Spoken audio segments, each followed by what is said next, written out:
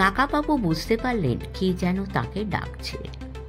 কেউ তার গায়ে হাত দিয়ে ঠেলছে, তবু তার চোখ খুলতে ইচ্ছে করছে না। আরো ঘুম পাচ্ছে। ঘুম কি আরামের। তারপর তিনি সন্তুর গলার আওয়াজ চিনতে পারলেন। একবার চোখ মেললেন অতি কষ্টে। হ্যাঁ, সন্তুই তো দাঁড়িয়ে আছে তার বিছানার কাছে। কাকাবাবু ভাবলেন এটা তাদের কলকাতার বাড়ি, তার নিজের বিছানা। এখন অনেক রাত। শুধু শুধু সন্তু এই সময় তার ঘুম ভাঙালো কেন? তবে বোধহয় সন্তু তার জন্য কফি এনেছে। তিনি ঘুম চোখেই একটা হাত বাড়িয়ে বললেন, দে, কফিটা দে। সন্তু মুখটা ঝুঁকিয়ে এনে ব্যাকুল ভাবে বলল, কাকাবাবু, তোমার কি হয়েছে? শরীর খারাপ? কাকাবাবু কপাল কুঁচকে বললেন, না, আমার কেন শরীর খারাপ হবে? তুই তো আমায় ডেকে তুললি। তোর কি হয়েছে? কাকাবাবু, দেবলীনা কোথায়? দেবলীনা? কে দেবলীনা? ও হ্যাঁ, শৈবাল দত্তের মেয়ে। সে এখানে কি করে আসবে? কেন, সে নিজের বাড়িতে নেই? কাকাবাবু, ভালো করে তাকাও। দেবলীনা তোমার সঙ্গে এখানে এসেছিল। সে কোথায়? তাকে খুঁজে পাওয়া যাচ্ছে না। এবারে কাকাবাবু ভালো করে চোখ মেলে ঘরের ছাদ ও দেওয়াল দেখে বেশ অবাক হয়ে বললেন, আরে, কোথায় শুয়ে আছি আমি? এটা কোন বাড়ি? সন্তু বলল, এটা কেওনঝড়ের সেই রাজবাড়ি। তোমার কি হয়েছে? তোমাকে কেউ ঘুমের ওষুধ খাইয়ে দিয়েছে? কাকাবাবু ভুরু কুঁচকে মাথা নাড়তে নাড়তে বললেন, ঘুমের ওষুধ না তো। এটা কেওনঝড়ের সেই রাজবাড়ি। তাহলে তুই কি করে এখানে এলি? আমি আর জোজো সকালের বাসে এখানে চলে এলুম। বাসটা লেট করেছিল, পৌঁছলো বিকেল বেলায়। এখানে আস্তে আস্তে সন্ধে। তখন থেকে দেখছি তুমি ঘুমোচ্ছ, কিছুতেই জাগানো যাচ্ছে না। দেবলীনাকেও দেখতে পাচ্ছি না। রাত্রির হয়ে গেছে। আজ ক তারিখ? আজ 9 তারিখ। তোমরা এখানে এসেছো 3 দিন আগে। 3 দিন না 2 দিন? 3 দিন। তোমাকে আমি একটা খুব জরুরি খবর দিতে এসেছি। 3 দিন? তুই কি বলছিস রে সন্তু? কিছুই তো বুঝতেই পারছি না। তাহলে মাঝখানে একটা দিন কোথায় গেল? নিচে একটা লোক বলল তুমি সারা দিন ধরে ঘুমোচ্ছ। তোমাকে খাবার দেবার জন্য ডাকতে এসেছিল, তুমি তাও জাগোনি। সারা দিন ধরে ঘুমিয়েছি? যা, আমার মাথায় কিছু ঢুকছে না। আমরা প্রথমে ডাকাডাকি করে কারো সারা শব্দ পাইনি। তারপর বাড়ির পেছন দিকের একটা ভাঙা জায়গা দিয়ে ঢুকে পড়ল। একতলায় একটি ঘরে দেখি একজন লোক ঘুমোচ্ছে। তার নাম শশধর দাস। সে কোনো কথারই জবাব দিতে পারে না। শশধর দাস মানে শশাবাবু? হ্যাঁ হ্যাঁ, শশাবাবু। মাথা জোড়া টাক তো। সন্তু, ওকে বল না আমাকে 1 কাপ কফি বানিয়ে দিতে। সন্তু চেঁচিয়ে ডাকলো, জোজো, এই জোজো, শোন। জোজো একটা টর্চ নিয়ে এঘর ওঘর ঘুরে বেড়াচ্ছিল। সন্তুর ডাক শুনে দরজার কাছে দাঁড়িয়ে বলল, একেবারে সিনেমার ভুতুড়ে বাড়ি রে সন্তু। কতগুলো ঘর, সব ফাঁকা। কাকাবাবু জেগেছেন? হ্যাঁ, তুই একটা কাজ কর তো। জোজো বলল, এই কাকাবাবু, আমরা আবার সেই মধ্যপ্রদেশের জঙ্গলের টিম। এবারে ওড়িশার জঙ্গলে অভিযান। এবারে হাতের পিঠে চড়ে ঘুরবো। কই রে সন্তু? কাকাবাবু যে এখনো ঘুমিয়ে আছেন দেখছি। সত্যি কাকাবাবুর মাথাটা আবার ঘুমে ঢুলে পড়েছে, চক্ষু বোঝা। সন্তু বলল, এইমাত্র যে জেগে কথা বললেন। জোজো বলল, এই সেটসি মাছি কামড়েছে। আমি আফ্রিকায় দেখেছি সেটসি মাছির কামড় খেয়ে অনেকের এইরকম ঘুম রোগ হয়। Very dangerous. যা, আফ্রিকার সেটসি মাছি এখানে আসবে কি করে? এখানকার জঙ্গলে থাকতেও তো পারে, কিংবা কেউ আফ্রিকা থেকে নিয়ে এসে কাকাবাবুর গায়ে ছেড়ে দিয়েছে। একটা ঘরে কত বড় একটা মাকড়সা দেখলুম জানিস, এই আমার হাতের সমান। তুই এক কাজ কর তো জোজো, নিচে যে লোকটা আছে তাকে গিয়ে বল খুব কড়া করে 1 কাপ কফি বানিয়ে দিতে, দুধ চিনি বাদ। আমি একলা একলা যাবো, সিঁড়িটা বড্ড অন্ধকার।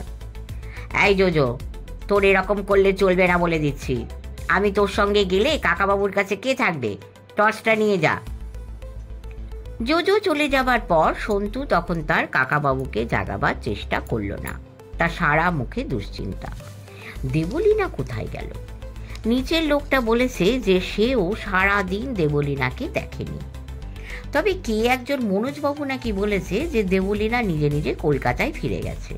তা কখনো হয়? দেবলীনা কাকাবাবুকে এই রকম অবস্থায় ফেলে রেখে চলে যাবে?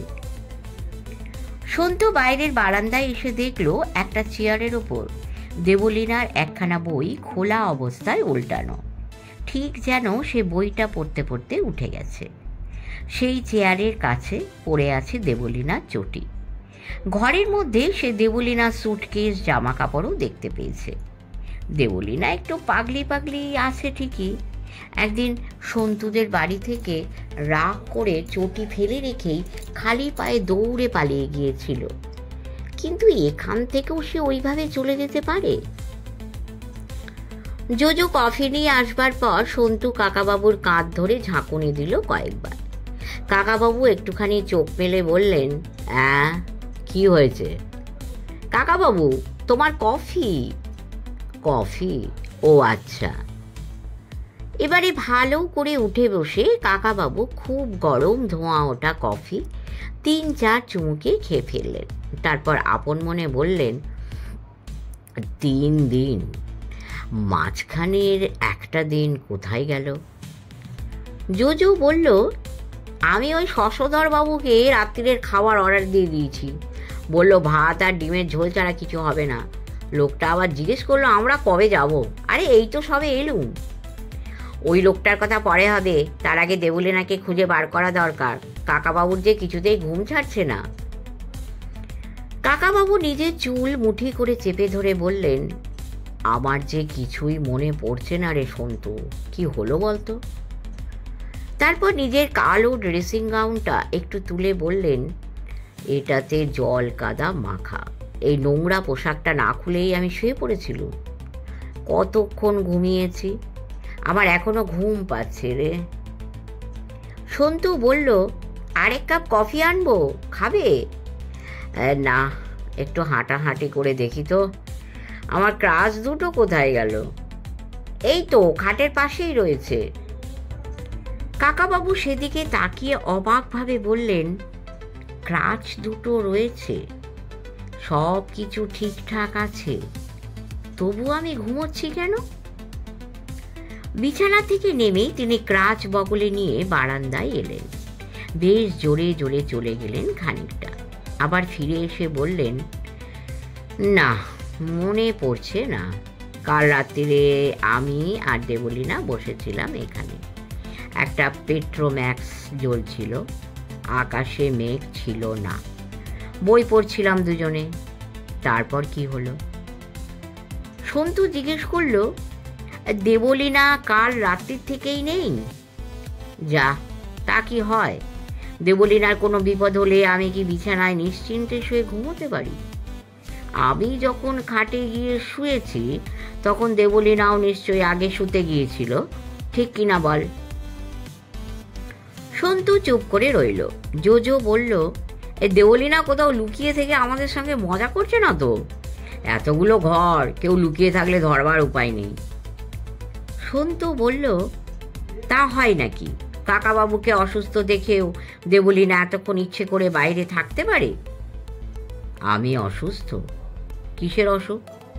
তবে কিছু মনে করতে পারছি না, এটাও ঠিক। এই সময় বাইরে একটা গাড়ির আওয়াজ হলো। এই নিস্তব্ধ জায়গায় গাড়ির আওয়াজ এমনই অস্বাভাবিক যে চুপ করে গেল সবাই। গাড়িটা এদিকেই আসছে। গেটের বাইরে এসে থামলো। তারপর কেউ একজন ডাকলো, রায়চৌধুরী বাবু, রায়চৌধুরী বাবু। সন্তু কাকাবাবুর মুখের দিকে তাকাতেই কাকাবাবু বললেন, এ তো মনে হচ্ছে দারুকেশ্বর ওঝা। সন্তু, যা তো, দেখ ওই বড় গেটটার নিচে একটা ছোট গেট আছে, সেটা খুলে দিয়ে আয়। ওই দারুকেশ্বর কিছু জানতে পারে। তারপর তিনি চেঁচিয়ে বললেন, যাচ্ছে, দরজা খুলে দিচ্ছে। সন্তু জোজোর কাছ থেকে টর্চ নিয়ে ছুটে চলে গেল। কাকাবাবু রেলিংয়ের কাছে এসে ওদের দেখবার জন্য দাঁড়িয়ে আবার ঘুমে ঢুলে পড়লেন। দারুকেশ্বর উপরে উঠে এসে বলল, রায়চৌধুরী বাবু, কি হয়েছে? কি সব শুনছি? কাকাবাবু চোখ মেলে বললেন, কে কে আপনি? দারুকেশ্বর খানিকটা থতমত খেয়ে গিয়ে বললেন, সে কি, আমায় চিনতে পারছেন না? আমি দারুকেশ্বর। কাকাবাবু ক্রাচ ঠকঠকিয়ে এগিয়ে এসে দারুকেশ্বরের সামনে দাঁড়িয়ে অতি কষ্টে চোখ খুলে বললেন, হ্যাঁ, দারুকেশ্বর। এই দেবলীনা কোথায় বলতে পারো? দারুকেশ্বর বলল, এই দেবলীনা মামনি কোথায় তা তো আমি জানি না। আপনি একটা গাড়ি ভাড়া করে আনতে বলেছিলেন, সকালে গাড়ি নিয়ে এসে শুনলাম আপনি ঘুমুচ্ছেন। 1 ঘন্টা বাদে ঘুরে এসে দেখি তখনও আপনি ঘুমুচ্ছেন। আমার জঙ্গলে একটু কাজ ছিল, সেখানে চলে গেলুম গাড়িটা নিয়ে। দুপুর 1:30টার সময় আবার এসে দেখি তখনও আপনার ঘুম ভাঙেনি। আমি আর ডিস্টার্ব করলুম না, দেবলীনাকেও দেখতে পাইনি। কাকাবাবু বললেন, আমি কাল রাত্রির থেকে আজ এই এত রাত্রির পর্যন্ত ঘুমিয়েছি। এ কখনো সম্ভব? আমার জীবনে কখনো এমন হয়নি। এই শোষাবাবুকে একটু ডাকুন তো। দারুকেশ্বর বলল, ও বেটাকে তো এখান থেকে ডাকলে আসবে না, ধরে আনতে হবে। রোজ এই সময় গাঁজা খেয়ে পড়ে থাকে, তা দুর্যোধন কোথায়? দারুকেশ্বর বারান্দা দিয়ে গলা বাড়িয়ে হাঁক পারল, দুর্যোধন, এ দুর্যোধন। কোনো সাড়া পাওয়া গেল না। সন্তু বলল, চল তো জোজো, তুই আর আমি ওই শশাবাবুকে একেবারে ধরে নিয়ে আসি। ওরা ছুটে চলে যাবার পর দারুকেশ্বর বলল, কাল রাত্রিরে আবার কিছু ভয় টয় পাননি তো? আমি বলেছিলাম সার্কিট হাউসে থাকতে, বেশ চারিদিকে বেড়াতে যেতে পারতেন। এ বাড়িটা ভালো না। কাল রাত্রিরে? হ্যাঁ, কি হয়েছিল কাল রাত্রিরে? কিছু মনে পড়ছে না, মাথাটায় কে যেন তালা লাগিয়ে দিয়েছে গো, কিছুতেই বুদ্ধি খুলছে না। কাকাবাবুর যেন দারুণ কষ্ট হচ্ছে, কুঁকড়ে গেছে মুখটা। তিনি এক হাতে নিজের মাথার চুল ধরে এমন জোরে টানলেন যেন সব চুল উপড়ে আসবে। দারুকেশ্বর চমকে গিয়ে বললেন, এই মনে পড়ছে না? আপনাকে কেউ শল্যকরণী খাইয়ে দেয়নি তো? শল্যকরণী? সেটা আবার কি? আছে আছে, সে একটা বড় সাংঘাতিক রোগের বীজ। যদি কেউ খাইয়ে দেয় তাহলে মনে হবে আপনার গায়ে শত শত বান বিঁধছে, তারপর আপনি ঘুমিয়ে পড়বেন। সে বড় ভয়ঙ্কর ঘুম। থাক, ভয় নেই, আমার কাছে বিশল্যকরণী ওষুধ আছে। গন্ধমাদন পাহাড় থেকে জোগাড় করেছি। সে ওষুধের খোঁজ এখন কেউ রাখে না, শুধু আমি জানি। আজ রাতে আপনাকে আমার বাড়িতে নিয়ে গিয়ে খাইয়ে দেব। দেবলীনা কোথায় গেল বলতে পারো? আমার একটা সন্দেহ হচ্ছে, কি জানেন, এই রাজবাড়ির একজন গুরুদেব ছিলেন, আপনাকে বলেছিলাম, তার নাম খগেশ্বর আচার্য। লোকে বলে তিনি এখনো দেখা দেন মাঝে মাঝে। তিনি দিব্য দেহ ধারণ করতে পারেন। তার বয়স 100 বছরের বেশি। আমি হিসেব করে দেখলুম অত বয়স হবে না। আমি তো এক সময় দেখেছি তাকে। এখন বেঁচে থাকলে তার বয়স 75-76 হতো। লোকে যখন মাঝে মাঝে তাকে দেখতে পায় তাহলে তিনি বোধহয় বেঁচেই আছেন। আপনারাও তো পরশু রাতে তাকে একবার দেখেছিলেন। সেই গুরুদেবী দেবলীনাকে ধরে নিয়ে গেছেন হয়তো। তিনি চম্পাকে খুব ভালোবাসতেন। পরশু রাতে দেখেছিলাম? কাল রাতে কি হলো? সেই বুড়োটা চম্পাকে ধরে নিয়ে কোথায় যাবে তা জানি না। গুরুদেব যদি বেঁচেই থাকেন তাহলে কোনো একটা জায়গায় তাকে থাকতে হবে নিশ্চয়ই, খাওয়া দাওয়া করতে হবে। শুধু হাওয়া খেয়ে তো মানুষ দেহ ধরে বাঁচতে পারা যায় না, কি বলেন? আমি কাল জঙ্গলে একটা আদিবাসীদের গ্রামে গিয়ে শুনলাম গোনাশিকা পাহাড়ে নাকি এক সাধুর আশ্রম আছে। সেই সাধুকে সহজে কেউ দেখতে পায় না। তার অলৌকিক ক্ষমতা আছে। তিনি জলের উপর দিয়ে হেঁটে যান, তিনি কখনো কখনো স্বর্গ থেকে ঘুরে আসেন, এইসব আর কি। আদিবাসীরা রোজ তার আশ্রমের সামনে ফলমূল রেখে আসে। এখন জঙ্গলে সেই সাধু আর রাজাদের গুরুদেব একই নন তো? চম্পার মৃত্যুর পর তিনি প্রায় পাগলের মতন হয়ে রাজবাড়ি ছেড়ে কোথায় গিয়েছিলেন কেউ জানে না। কাকাবাবু আপন মনে বললেন, চম্পা আর দেবলীনা, দেবলীনা আর চম্পা, মাঝখানে 15 বছর। দক্ষিণের ঘর থেকে সেই সাধু বেরোলো কি করে? জোজো আর সন্তু দুহাত ধরে টানতে টানতে নিয়ে এলো শশাবাবুকে। সে প্রায় কাঁদো কাঁদো হয়ে বলল, আমি তো রান্না করে দিয়েছি বাবু, দেবো না সে কোথাও তো বলিনি। দারুকেশ্বর তাকে ধমক দিয়ে বলল, এ রান্নার কথা কে জিজ্ঞেস করছে? বলি দেবলীনা দিদিমণি কোথায় গেল? শশাবাবু মাথা টিপে ধরে বলল, আগে উনি কোথায় গেছেন তাকে আমার জানার কথা, আমায় তো কিছু বলে যাননি। তবে সকালবেলা ম্যানেজারবাবু এসেছিলেন, তিনি বললেন দিদিমণিটি বড় রাস্তায় গিয়ে বাস ধরে টাউনে চলে গেছে, ওপরে যে বাবু ঘুমোচ্ছেন তাকে খবর দিতে বলেছেন। ম্যানেজারবাবু মানে মনোজবাবু? তিনি এসেছিলেন, আবার কোথায় গেলেন? তিনি বললেন তার বাড়িতে কার অসুখ, তাই তিনি আবার চলে যাচ্ছেন, থাকতে পারবেন না। এই মেয়েটা এমনি এমনি শহরে চলে গেল একলা একলা। মনোজবাবু তো সেই কথাই বললেন, তার বেশি তো আমি কিছু জানি না বাবু। আর দুর্যোধন কোথায়? সে ব্যাটার কোনো পাত্তা পাওয়া যায় না, সে সাইকেল নিয়ে বাজারে চলে গিয়ে গাঁজা খায়। আর দুর্যোধন বলে তুমি গাঁজা খাও, আর তুমি বলছো সে গাঁজা খায়। বা বেশ চুপচাপ, হ্যাঁ ভালোই চলছে তোমাদের, বেশ বেশ। কাকাবাবু দাঁড়িয়ে ওদের কথা শুনছিলেন, আবার ঘুমে ঢুলে আসছিল তার চোখ।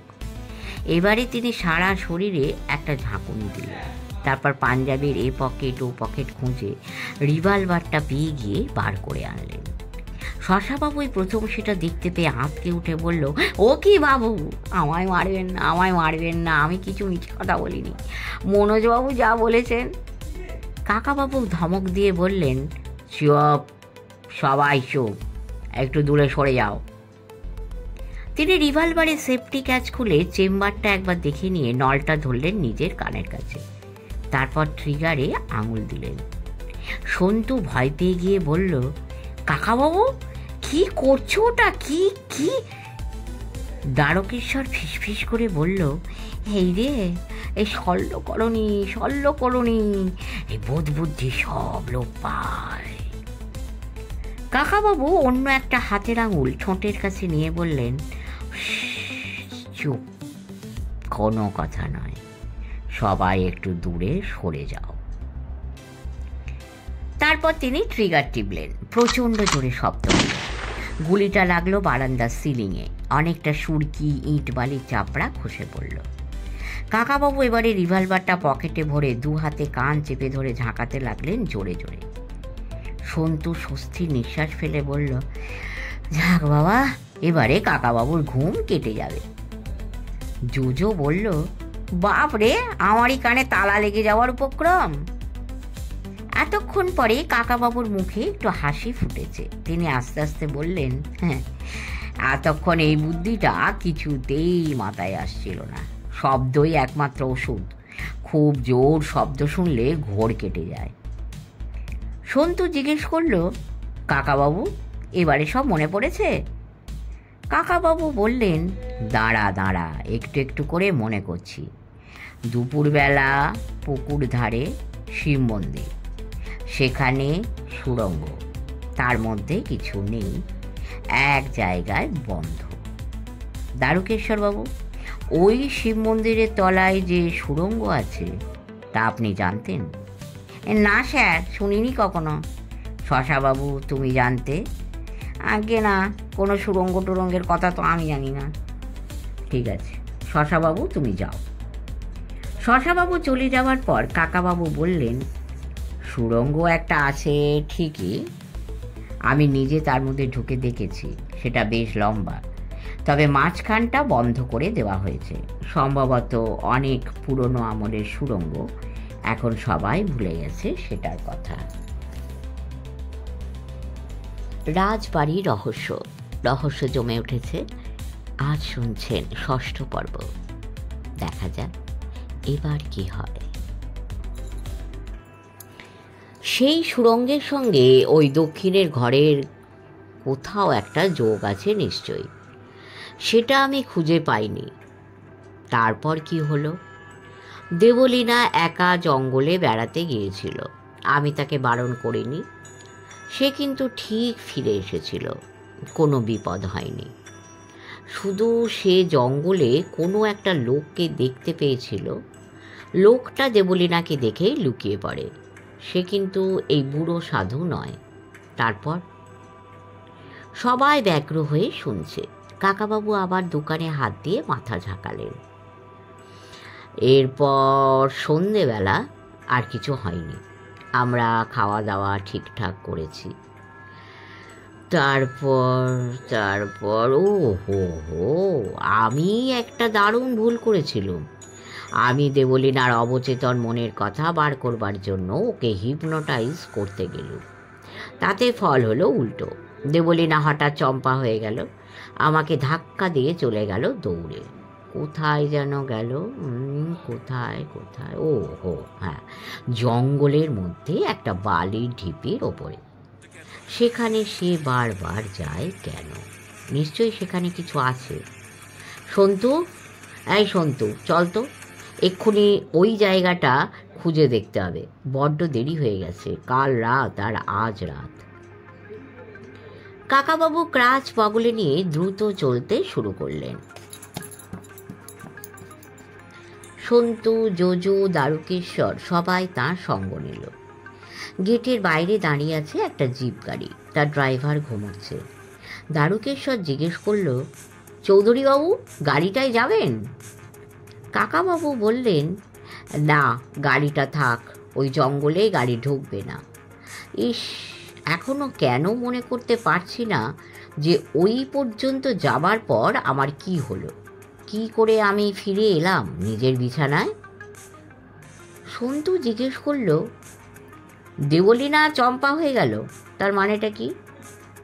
সেসব তুই পরে শুনবি, শুধু এইটুকু জেনে রাখ, এ বাড়িতে চম্পা নামে এক রাজকন্যা ছিল। সে খুব রহস্যময়ভাবে মারা যায় 15 বছর আগে। আমাদের দেবলীনাকে ঠিক সেই চম্পার মতন দেখতে। জোজো বলল, এই গিনিস বুক অফ রেকর্ডসে আছে। আমেরিকার মেমফিস শহরের একটা মেয়ে আর পাপুয়া নিউ গিনির একটা মেয়েকে হুবহু একরকম দেখতে, এই গলার আওয়াজ পর্যন্ত। অথচ দুজনের বাড়ির মধ্যে হাজার হাজার মাইল তফাৎ। আমি ওদের দুজনের ছবি দেখেছি। ওদের দুজনকেও না চম্পার মতনই দেখতে। গিনেস বুককে খবরটা জানানো উচিত। 3টে মেয়েরই একরকম চেহারা। সন্তু বলল, এই 3 জন না, 4 জন। জঙ্গলের মধ্যে ঢুকে কাকাবাবু বললেন, এইবার আর একটা কথা মনে পড়ল। এখানে এসে আমি দেবলীনার গান শুনতে চেয়েছিলাম, অথচ এমনিতে দেবলীনা গান করে না। গানের শব্দটা কোন দিক থেকে আসছিল? ওই ডান দিক থেকে। দারুকেশ্বর বাবু, আপনি এই জঙ্গলে কখনো ওষুধ খুঁজতে আসেননি? আর না, এখানে সেরকম কিছু নেই, বড় বড় গাছ শুধু। সন্তু আর জোজো আগে আগে দৌড়ে যাচ্ছে, সকলের হাতে টর্চ। ফাঁকা জায়গাটায় পৌঁছে সামনে সেই বালির টিলাটা দেখে কাকাবাবু থমকে দাঁড়ালেন। তার চিবুক কঠিন হয়ে গেল, চোখ দুটো যেন জ্বলে উঠল। তিনি দারুকেশ্বরের দিকে ফিরে বললেন, আরও খানিকটা মনে পড়ে গেছে। এইখানে, ঠিক এইখানে সেই বুড়ো সাধুটা হঠাৎ এসে উদয় হয়েছিল, চমকে দিয়েছিল আমাকে। আমি সাবধান হবার সময় পাইনি। বুড়োটা আমাকে হিপনোটাইজ করলো। আমি কিছু নিজেকে সামলাতে পারলাম না, তারপরে নিশ্চয়ই অজ্ঞান হয়ে গেছি। এই সাধু সন্ন্যাসীদের এরকম অলৌকিক ক্ষমতা থাকে। রাজাদের যদি সেই গুরুদেব হন, আমি শুনেছি তিনি খুব বড় তান্ত্রিক ছিলেন। অলৌকিক ক্ষমতা না ছাই, আমিও ইচ্ছে করলে লোককে অজ্ঞান করে দিতে পারি, কিন্তু বুড়োটা আমাকে তৈরি হবার সময় দেয়নি। যদি আর একবার তার দেখা পায়। সন্তু জিজ্ঞেস করল, কাকাবাবু, দেবলীনা কোথায় ছিল? ওই ছোট টিলাটার মাথার কাছে, তাকে শেষ দেখেছি। এই বালির টিলাটার মধ্যে নিশ্চয়ই কিছু আছে, লোকজন জোগাড় করে এটা খুঁড়ে দেখতে হবে। সন্তু দৌড়ে টিলাটার মাথায় উঠে গেল। তারপর নেমে গেল উল্টো দিকে। জোজো গেল তার পেছনে। তারপর দুজনে টিলাটার এদিক ওদিক ঘুরে দেখতে লাগলো। দুজনের হাতে টর্চ জ্বলছে। একসময় সন্তু চেঁচিয়ে উঠল, কাকাবাবু, এখানে একটা লাল রিবন ঝোপে আটকে আছে। দেবলি না মাথায় রিবন বাঁধে না? হ্যাঁ হ্যাঁ, কাল ওর মাথায় রিবন ছিল। ওই জায়গাটা ভালো করে খুঁজে দেখতো। সন্তু আবার বলল, ঝোপের মধ্যে একটা আলগা বড় পাথর, মনে হচ্ছে একটা গুহার মুখে চাপা দেওয়া। জোজো বলল, এই সাবধান, এইসব গুহার মধ্যে কিন্তু বড় বড় মাকড়সা থাকে। কাকাবাবু ক্রাচ দুটো দারুকেশ্বরকে দিয়ে বললেন, আপনি এগুলো ধরুন তো, এখানে আমাকে হামাগুড়ি দিয়ে উঠতে হবে, বালিতে ক্রাচ বসে যাবে। সন্তু আর জোজো ততক্ষণে ঝোপের আড়ালের পাথরটা সরিয়ে ফেলেছে। কাকাবাবু সেখানটায় এসে ভেতরটায় একটু গুঁড়ি মেরে বললেন, গুহা নয়, সুড়ঙ্গ। সেই সুড়ঙ্গের আর একটা মুখ। এটাকে লুকোবার জন্যই এককালে এখানে বালি পাথর এনে টিলাটা তৈরি করা হয়েছিল। এখানে বসে কেউ গান গাইলে ভেতর থেকে শুনতে পাওয়া যাবে, তাই না? কিন্তু কাকাবাবু, দেবলী না এখানে এসে শুধু শুধু গান গাইবে কেন? ওর মাথায় কি বুদ্ধি নেই? সন্তু জিজ্ঞেস করল। কাকাবাবু বললেন, ঠিক বুদ্ধির ব্যাপার নয় রে, সব রহস্য আমিও জানি না, বুঝতে পারিও নি এখনো।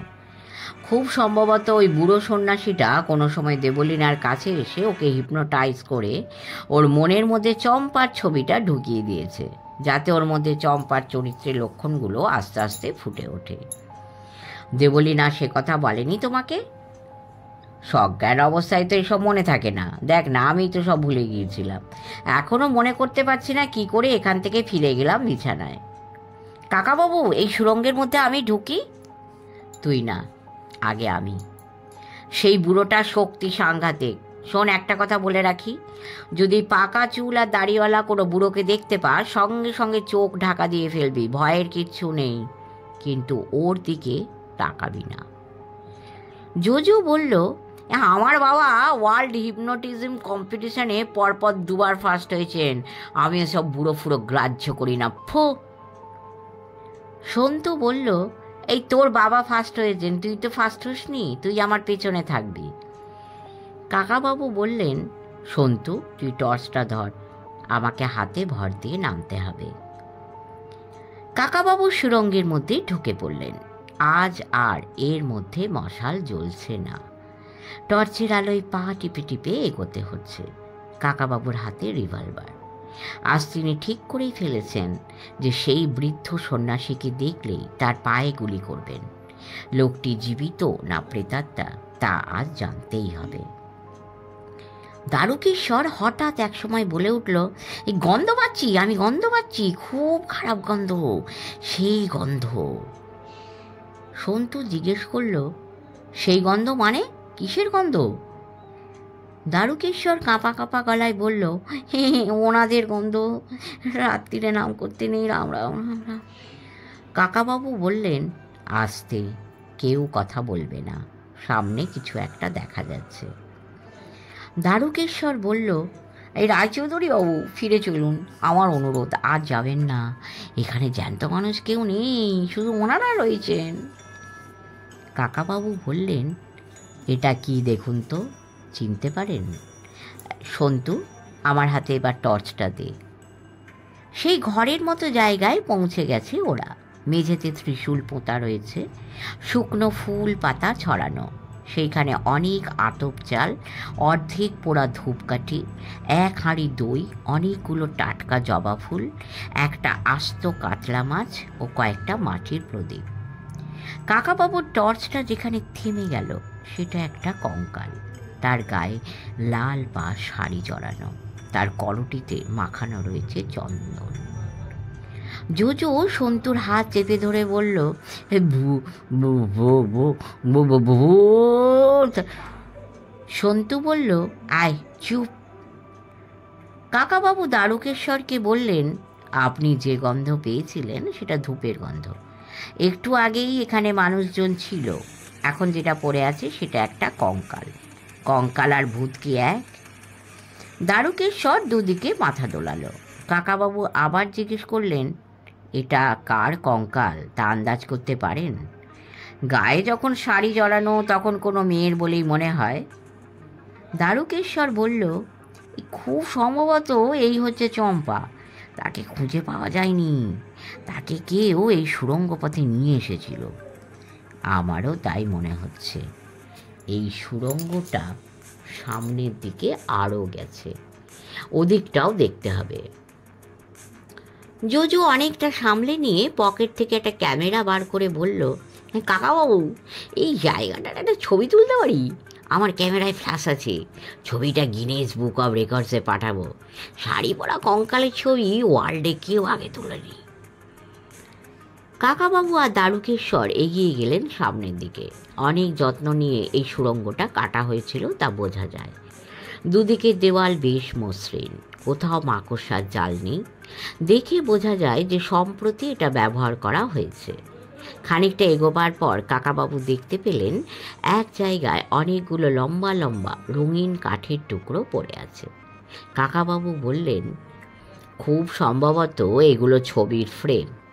চোরেরাও এই সুড়ঙ্গটা ব্যবহার করে বলেই মনে হচ্ছে। রাজবাড়িতে অনেক ঘরের দেওয়ালে আমি চৌকো চৌকো সাদা দাগ দেখেছি। বোধহয় সেখানে কিছু মূল্যবান ছবি ছিল। চোরেরা ফ্রেম খুলে ছবি নিয়ে গেছে। দারুকেশ্বর বলল, এই চোরেরা ছবিও নেয় বুঝি? কাকাবাবু হাসলেন, তারপর বললেন, অবশ্য সেই সব চোরদের ছবির সমজদার হতে হবে, সাধারণ চোরে নেবে না। এক জায়গায় সুড়ঙ্গটা দুভাগ হয়ে গেছে। সামনে একটা দরজা, ডান দিক দিয়ে আর একটা সুড়ঙ্গ ওপরের দিকে উঠে গেছে। ছোট ছোট সিঁড়ি রয়েছে সেদিকে। কাকাবাবু বললেন, শিব মন্দিরের দিক দিয়ে ঢুকে আমি একটা দরজা দেখেছিলাম, মনে হচ্ছে এইটাই। দরজাটায় এদিক থেকে শেকল তোলা। এ দরজা দিয়ে কেউ যায়নি। আমি ডান দিকটা দিয়ে যেতে চাই। দারুকেশ্বরের কাছ থেকে ক্রাস দুটো চেয়ে নিয়ে কাকাবাবু সিঁড়ি দিয়ে উঠতে লাগলেন। 20-25টা সিঁড়ির পরেই আর একটা দরজা, এটাও ভেতর দিক থেকেই শেকল তোলা। কাকাবাবু শেকল খুলে দরজাটায় একটা ধাক্কা দিলেন। তারপর টর্চ ফেলে দেখলেন সেটা একটা বাথরুম। বুড়ো কুঁচকে তিনি বললেন, এ আবার কোথায় এলাম? বাথরুমের পরে একটা খালি ঘর, তারপর একটা বারান্দা। এবার স্পষ্ট বোঝা গেল ওরা রাজবাড়ি দোতলায় উঠে এসেছেন। যে ঘরটা থেকে এইমাত্র কাকাবাবুরা বেরিয়ে এলেন সেটা দক্ষিণের কোণের ঘরের 2টি ঘর আগে। কাকাবাবু অনুচ্চ গলায় হেসে বললেন, এবার বোঝা গেল দক্ষিণের কোণের ঘর সম্পর্কে এমন একটা গুজব ছড়ানো আছে যে আমরা শুধু ওখানেই গুপ্ত পথ খুঁজেছি। কিন্তু অন্য কোনো ঘর থেকেও তো দক্ষিণের ওই কোণের ঘরে যাওয়া যায়। দারুকেশ্বর বলল, চম্পাকেও বোধহয় এইরকম কোনো পথ দিয়ে নিয়ে যাওয়া হয়েছিল। রায়চৌধুরীবাবু, এবার আমাদের পুলিশে খবর দেওয়া উচিত। শেষ হলো 6ষ্ঠ পর্ব। এর পরের পর্বটি হচ্ছে অন্তিম পর্ব। অন্তিম পর্বে আমরা দেখব কি ঘটে। শুনবেন, কমেন্ট করবেন, লাইক করবেন, সাবস্ক্রাইব করবেন, আমাদের পাশে থাকবেন। আপনাদের কমেন্ট আমাদের কাছে খুবই গুরুত্বপূর্ণ। পরম করুণাময় কৃপায় সকলে ভালো থাকবেন। নমস্কার।